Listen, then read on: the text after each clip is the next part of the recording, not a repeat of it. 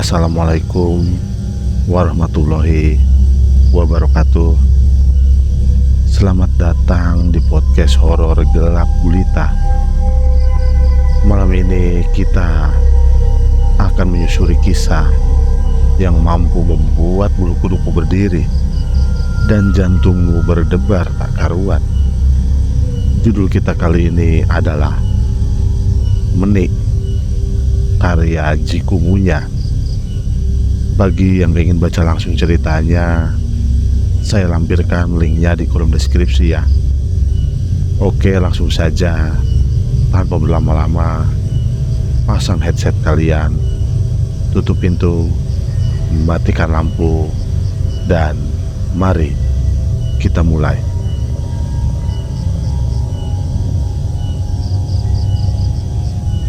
Bopo, kapan mati sih, Mbok? Menik mengerutkan keningnya. Hari ini giliran Wireng yang memandikan Bopo. Tapi karena sampai sekarang wujudnya tidak ada alias kabur dari tanggung jawab, jadilah Menik yang menggantikan tugasnya. Simbo tersenyum simpul. Kalau Mbok sudah siap ditinggal, satu kalimat yang selalu Mbok Legi ucapkan. Tidak ambil pusing dengan jawaban Simbo yang sedikit mengecewakan. Menik mengambil air yang sudah Mbok Legi siapkan untuk membasuh Bopo. Tangga kayu berderit, seakan setiap deritnya menyuarakan kebingungan Menik setiap menuruni anak tangga ini. Dan kebingungan itu semakin jelas saat melihat sosok Bopo di hadapannya. Sosok itu terlihat sangat rapuh.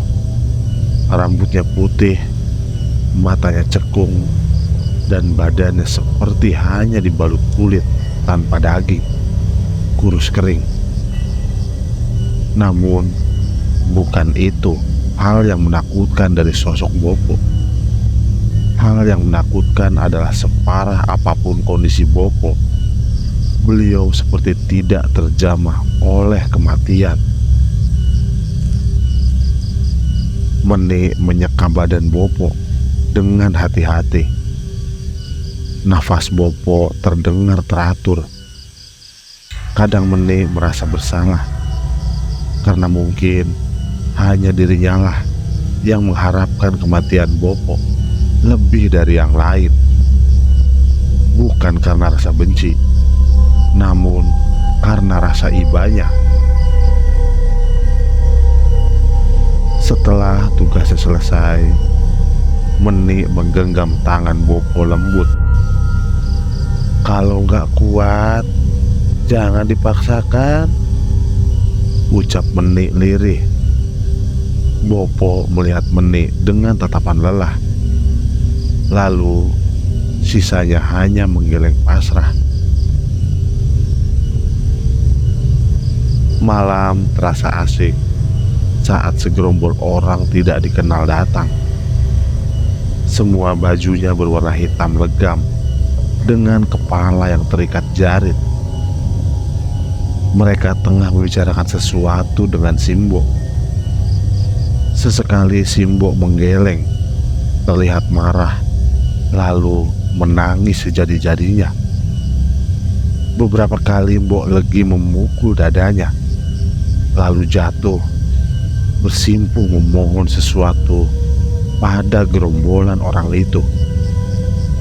Sepertinya permohonan Simbo tidak diterima. Orang itu terlihat dengan tegas menolak permohonan Simbo, membuat Mbok Legi menangis sejadi-jadinya. Menik tidak mendekat. Sejak pintu diketuk, Mbok Legi langsung menyuruhnya masuk ke kamar. Jadilah perdebatan tadi hanya bisa Menik nikmati lewat celah pintu kamarnya. Tak lama setelah gerombolan itu pergi, Mbok mengusap air matanya kasar, lalu berlari menuruni tangga menuju ruang bawah tanah tempat Bopo tidur. "Meni!" teriak Simbo. "Iya, Mbok." Entah kenapa panggilan dari Simbo membuat jantung Meni seakan ingin loncat dari rongga dadanya. "Ambilkan kafan Bopomu." Meni menggigit bibir bawahnya.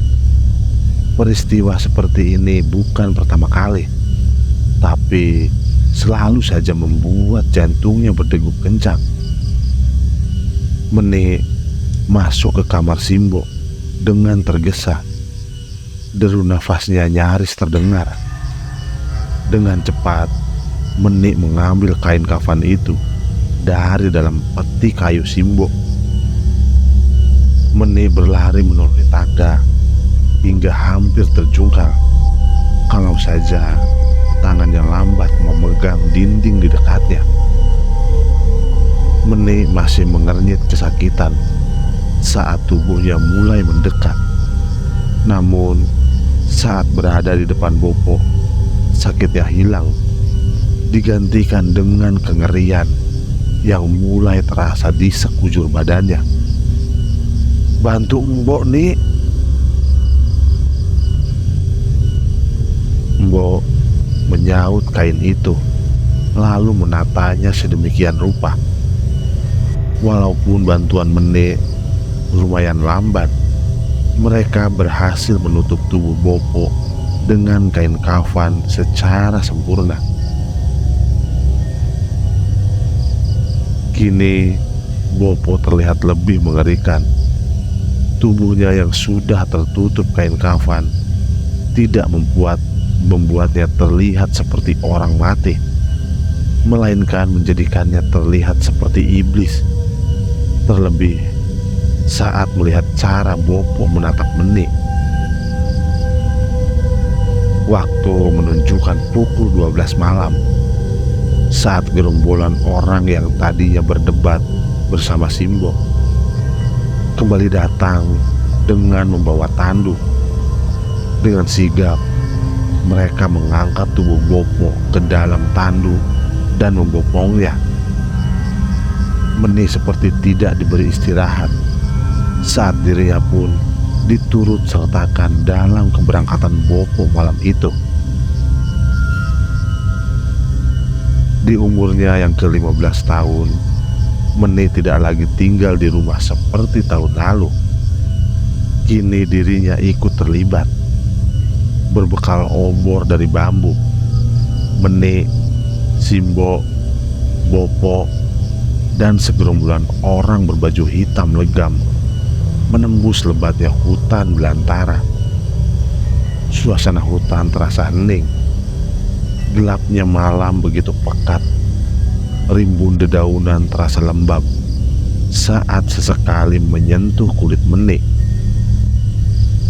Mereka berjalan secepat yang mereka bisa, seperti tengah dikejar sesuatu. Sedangkan Meni dan Simbo sebisa mungkin mengikuti. Sesekali hanya suara deru nafas yang kerap terdengar. "Kita mau kemana, Simbo?" rintih Meni. Kakinya mulai gemetar, badannya mulai lelah. "Nguburin Bopomu." Ada amarah pada nada suara Mbok Legi, dan dalam tatapannya yang terlihat awas, air terus mengalir dari rongga matanya. "Bopo tuh udah mati belum, Simbo?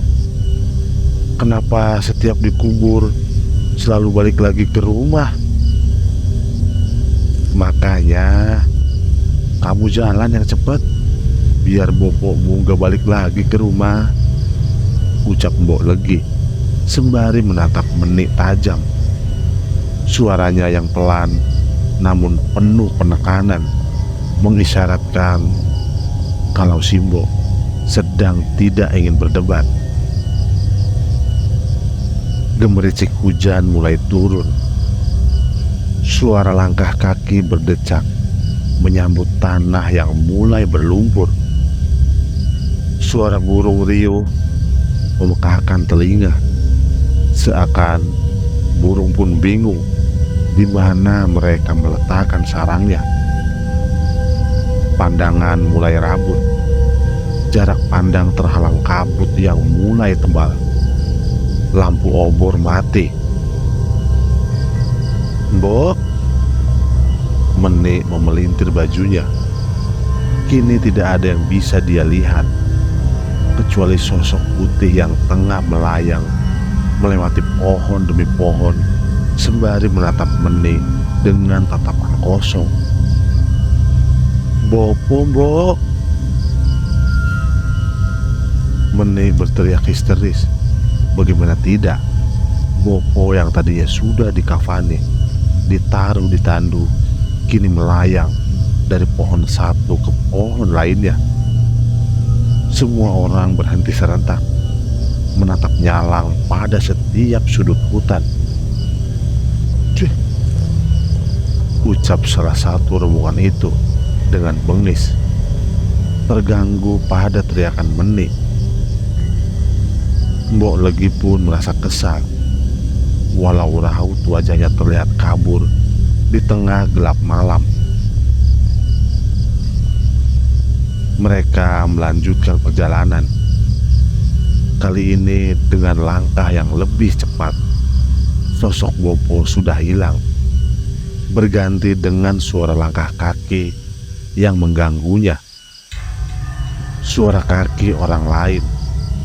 Suaranya lirih, namun terasa dekat. Kerah baju Menik ditarik dengan kasar, nyaris membuatnya terjungkal. Walau tidak terjungkal, tarikan itu membuatnya keluar dari rombongan, masuk ke dalam hutan yang lebih rimbun, lebih gelap, lebih mengerikan. "Heh!" ucap Menik saat melihat punggung orang yang menariknya. Wireng menarik tangan Menik setelah menjauh dari rombongan. "Lari!" ucap Wireng. Saat Menik menghentikan langkahnya, raut wajah Menik kebingungan. Namun ucapan Wireng membuat Menik kembali berlari. "Ini kenapa toh?" ucap Menik di sela-sela larinya. "Tak jelasin nanti. Yang penting lari dulu," tegas Wireng. Mereka tidak tinggal diam. Dua di antara rombongan itu mulai mengejar. Wireng bisa mendengar langkah kaki mereka. Sial. Suasana mulai mencekam. Langkah kaki para pengejar semakin terdengar, menandakan mereka semakin dekat. Terlebih jalan yang Wireng ambil seakan tidak beraturan. Sejauh mereka berlari, hanya rumput setinggi kepala yang mereka terjang tanpa tahu tujuan. "Ah, ah, ah!" Menik terengah-engah. Sampai saat sosok itu terlihat, nafas Menik kini benar-benar berhenti. Sosok itu ada di depan Wireng. Pocong Bopo benar-benar hanya berada sejengkal dari tempat mereka berdiri. Sosok itu bukan lagi Bopo yang Menik kenal. Wajahnya kini penuh amarah. Bola matanya berurat merah, bibirnya biru membeku, dan baunya beraroma tajam seperti bangkai. "Ah!" geram Wireng, mendepak sosok itu agar memberinya jalan. Kali ini seakan tidak ada lagi yang bisa menghentikan Wireng. "Setan!" umpat Wireng setelah melewati sosok itu. Sedang Menik membeku diam 1000 bahasa. Tepat saat melewati Bopo, Dari rimbunnya rumput, uluran tangan seseorang meraih Wireng, menariknya masuk ke balik pohon. Bau wangi menyeruak, bau kayu gaharu. Menik mengerjapkan matanya. Hari sudah pagi. Pandangannya sibuk mengamati sekitar. Mimpi, gumam Menik, melihat dirinya tidak sedang berada di dalam hutan, melainkan terbaring di kasur, entah di rumah siapa. "Sudah bangun?" tanya seorang wanita. Wanita itu bertubuh sintal, dengan rambut putih yang disanggul rapi. Baunya seperti pohon gaharu. Pandangannya teduh dan wajahnya ayu. Di umurnya yang mungkin sudah menginjak 50 tahun. "Siapa?" tanya Menik bingung. "Bude, panggil aku Bude Serayu. Aku mbaknya bopomu," ucapnya lembut. "Parasmu seperti namamu loh Menik, yang artinya mungil." "Enggak Bude, itu namanya artinya kembang lombok," bantah Wireng dari balik pintu. "Ndasmu," ucap Menik spontan. "Ya kan, mulutnya pedas, makanya dinamain kembang lombok." Wireng gak mau kalah. "Lah namamu sendiri Wireng kok, soalnya awakmu ireng. Lah gaya pas peteng," balas Menik. "Mau kira adonan?" Wireng menggerutu. Sudah, kita mau bahas bopomu," ucap Bude Serayu menengahi. Suasana berubah menjadi serius. Bude menutup semua pintu dan jendela. Padahal rumah ini pun tidak bertetangga dan jauh dari pemukiman warga. Namun sepertinya akan berbahaya, bahkan walau hanya rumput yang mendengar. Bude duduk di atas anyaman pandan, lalu menatap Menik dan Wireng secara bergantian. Saat melihat raut wajah keponakannya yang tengah serius, Bude Serayu mulai menjelaskan. "Bopomu punya ajian Rawaronte, ajian yang matinya tidak diterima bumi, juga tidak diterima oleh langit. Menik, kamu tumbal selanjutnya." Menik menganga. Dia tidak bisa mencerna kalimat yang baru saja dia dengar. Kenapa dirinya menjadi tumbal? Kalaupun harus ada tumbal, tidak mungkin tumbal itu dirinya. Tahun lalu Bude yang akan dijadikan tumbal, tapi sayangnya Bude tidak sedarah dengan bopomu.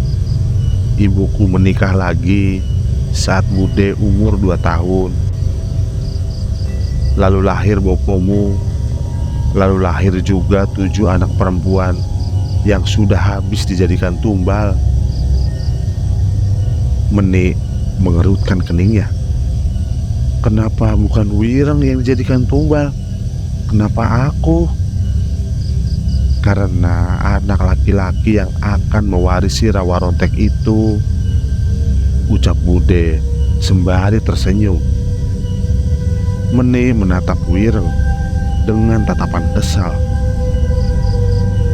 Kita lagi usaha buat mutus ajian itu, cuma berhenti di bopo, supaya kamu gak jadi tumbal dan kita bisa hidup selayaknya orang biasa. Menik mengangguk paham, walaupun masih terngiang kalau dirinya sempat dipersiapkan untuk menjadi tumbal. Padahal selama bopo sakit, dirinya lah yang paling sering merawat boponya. Kok Simbo tega ya memenik, matanya mulai berair. Karena lagi tidak punya pilihan lain,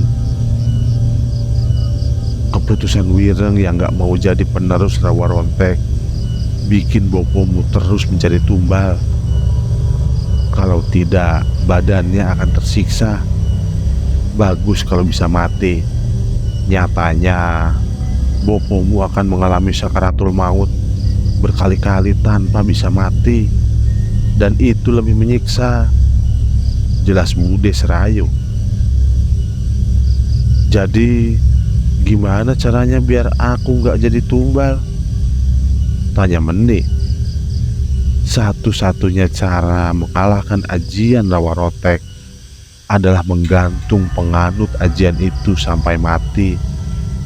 Namun saat jasadnya kembali menyentuh tanah, sosok itu akan kembali hidup. Jadi kita gantung Bopomu di tempat para Rawa Rontek itu dikubur, di tempat terpencil di jantung hutan. Tidak ada yang tahu tempat itu, termasuk Legi.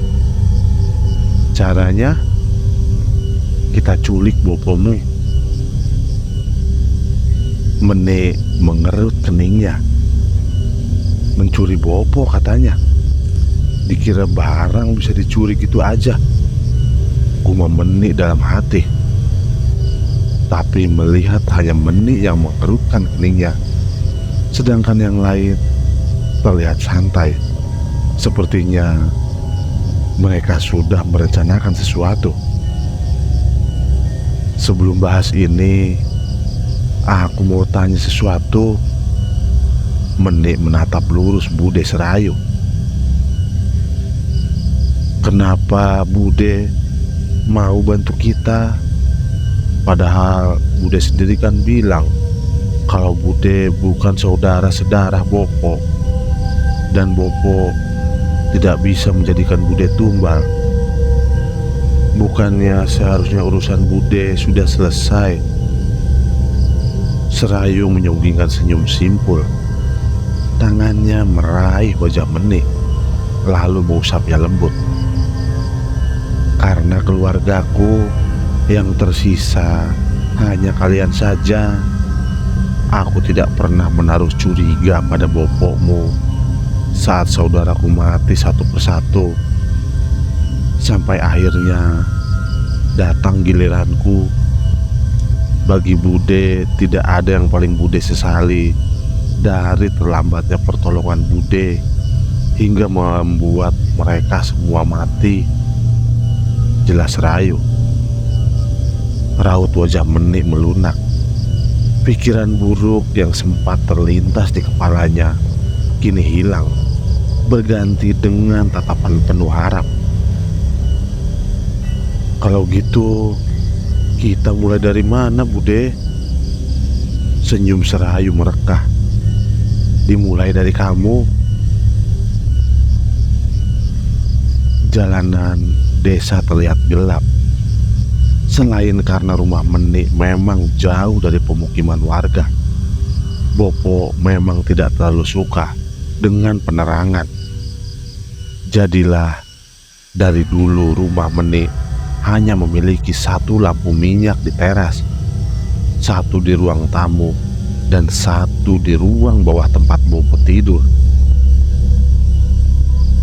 Bau dupa menyeruak, memenuhi rongga hidung Meni dan Wireng. Entah apa yang Bude lakukan.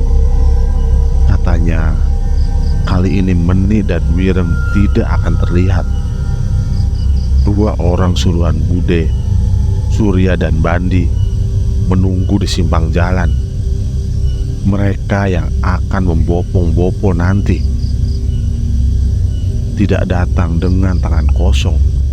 Meni dan Wireng datang membawa pelepah pisang berbalut kain kafan, dengan harapan pelepah itu bisa sedikit mengulur waktu kalaupun nantinya Simbok sadar Bopo sedang diculik. Walaupun tidak terlihat, Meni dan Wireng berjalan dengan sangat hati-hati. Rumah mereka tidak lagi sepi seperti biasanya. Kini dua orang berjaga di depan rumah, seakan sudah menduga kalau Bopo sedang tidak aman. Meni masuk melalui pintu belakang. Syukurlah pintu belakang tidak ada yang menjaga. Hanya ada Simbo yang sedang duduk di ruang tamu. Raut wajahnya terlihat lelah. Tatapan matanya kosong. Bahkan baju dari semalam juga belum diganti. Meni menatap Wireng. Sama sepertinya wajah Wireng juga terlihat sendu. Rasanya momen seperti ini tidak pernah terbayangkan.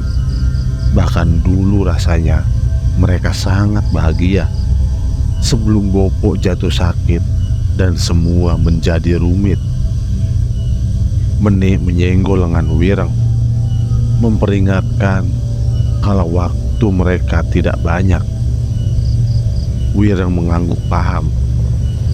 Mereka berjalan menuju ruangan tanpa pintu. Ruangan itu terletak tepat di depan kamar Meni. Ruangan yang langsung menampilkan anak tangga dari kayu. Di dalam penerangan yang minim terlihat dari sosok Bopo yang tergeletak berbalut kain kafan yang tengah menatap mereka dengan tajam. Saat Wireng hendak melangkah, Meni menggenggam tangan Wireng. "Lantainya pasti bunyi kalau diinjek," ucap Meni mengingatkan. "Terus?" tanya Wireng. "Kamu loncat, aku bakal ngecoh yang lain," usul Meni. "Loncat? Kalau kakiku patah bagaimana?" protes Wireng. "Alah, itu juga gak ada semeter," ucap Meni kesal. Wireng menggerutu, tapi mengikuti apa yang Meni usulkan. Meni kembali keluar, mengambil batu, lalu melemparkan ke pohon pisang. Bunyi suara batu yang mengenai pelepah bersamaan dengan jatuhnya Wireng. Dua penjaga yang tadinya ada di depan berlari menuju sumber suara. Meni tersenyum puas. Beruntung dua penjaga itu sama sekali tidak ada yang menuju ke ruangan bawah. Sekarang yang menjadi pertanyaan adalah bagaimana caranya membawa Bopo ke atas tanpa adanya suara. Wireng memungkungi Bopo. Pandangannya tertuju pada ambang ruangan. Tak lama, cahaya lampu minyak meredup, membuat Wireng menjadi panik. Wireng sibuk merogoh saku, mencoba meraih korek, saat sesuatu yang basah menyapu lehernya. "Ih," ucap Wireng sembari mengelap lehernya. Penerangan semakin meredup, membuat jantung Wireng berdegup kencang. "Hahaha, anak kemarin sore mau menyaingi bapaknya." Sosok itu berdiri di sudut ruangan. Suara itu terdengar nyaring di dalam ruangan gelap yang sempit. Pandangan Wireng menyapu seluruh ruangan, mencari sumber suara. Sampai matanya menatap sudut ruangan, terlihat sosok Bopo menyeringai dengan tatapan tajam. "Aku urusi sedari bayi, sekarang mau membunuh bapaknya." Wireng menatap Boponya seakan tak percaya. Bopo yang tadinya hanya seperti seonggok tulang hidup, kini berbicara, juga berekspresi. Sayangnya, kalimat Bopo sangat tajam. Ekspresinya juga penuh amarah. "Ampun Bopo," ucap Wireng. Rahangnya mengeras, wajahnya tertunduk. "Anak laki-lakiku bersekongkol dengan Serayu, saudara tidak sedarah yang membawa sial pada keturunanku." "Itu bukan bapakmu," ucap Serayu. Suaranya terdengar dingin, tidak seperti suara yang pernah Wireng dengar. Pandangan sosok itu berganti menatap Serayu. Tatapan itu penuh dengan amarah, namun terkesan meremehkan. Dua orang suruhan Serayu yang tadinya hanya menunggu di simpang jalan, kini sudah siap membawa Bopo dengan tandunya. Sosok Bopo yang tadinya ada di sudut ruangan lambat laun menjadi buram. Tapi sebelum bayangan itu hilang, Meni sempat melihat Bopo menyeringai. Dengan sigap, Surya dan Bandi membopoh Bopo, sedangkan Wireng dan Meni mengikuti dari belakang.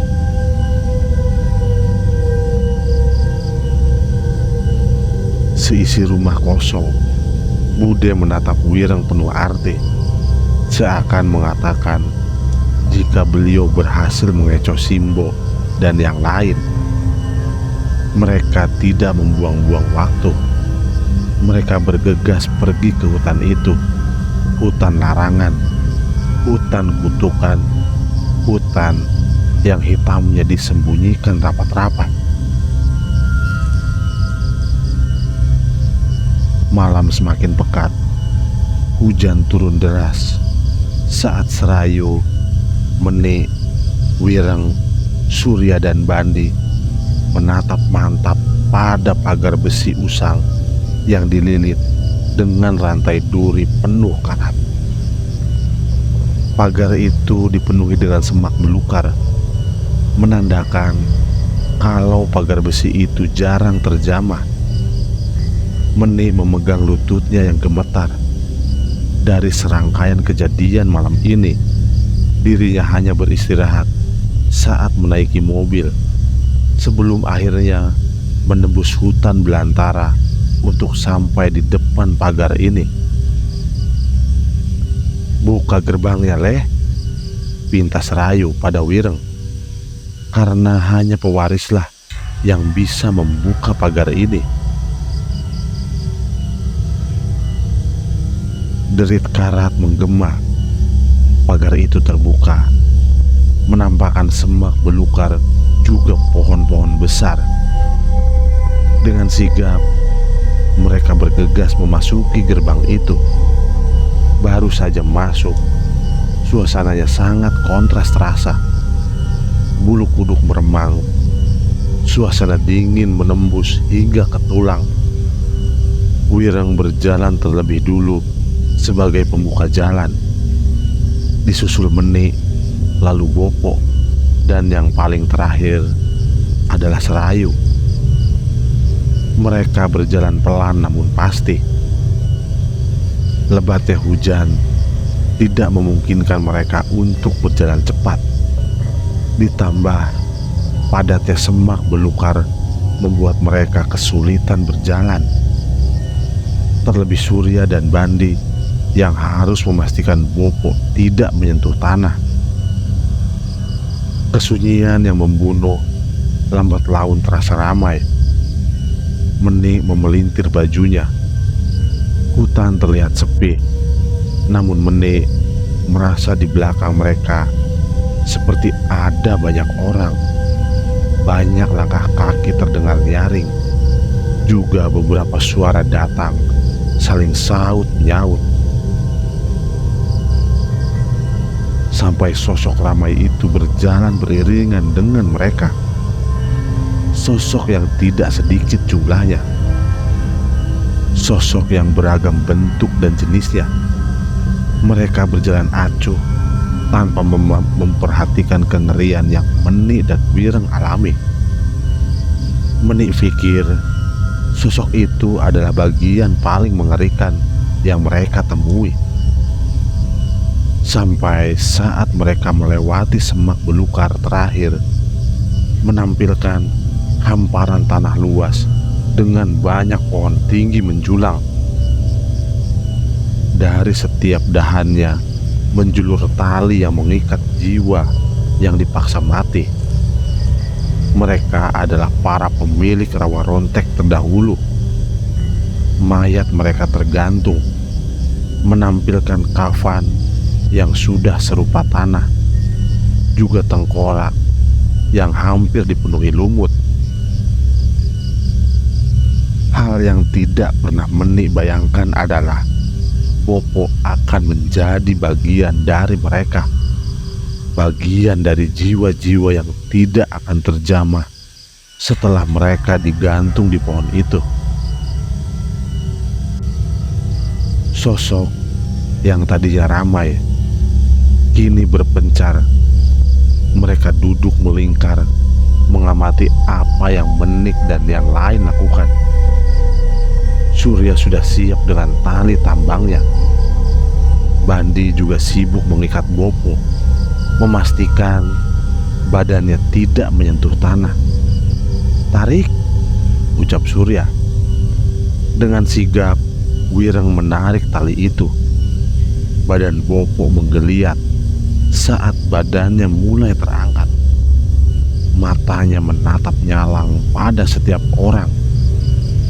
Menik menatap ngeri saat Boponya menggantung. Semakin lama semakin dekat dengan dahan pohon. Sampai akhirnya Bopo benar-benar menjadi bagian dari mereka.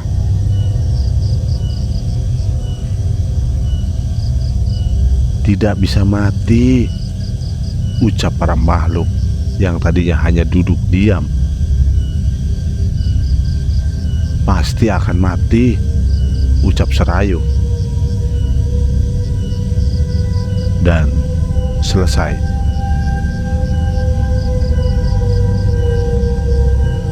Oke, itulah tadi Menik karya Ziku Munya. Dan terima kasih sudah menonton cerita horor kali ini. Jika Anda menikmati kisah ini, jangan lupa untuk like, share, dan subscribe agar Anda tidak ketinggalan cerita-cerita menyeramkan lainnya. Aktifkan juga lonceng notifikasinya supaya Anda menjadi yang pertama tahu ketika ada video baru. Jika Anda punya pengalaman horor atau cerita seram lainnya, tuliskan di kolom komentar di bawah. Sampai jumpa di cerita berikutnya. Dan ingat, hati-hati saat gelap tiba. Selamat malam.